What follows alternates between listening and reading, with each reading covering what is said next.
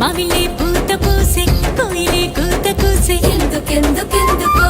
పల్లెలే మురిసిపోయే లగిలే ఎలిగిపోయే ఇళ్లలో సందడొచ్చే ఎందుకెందుకెందుకో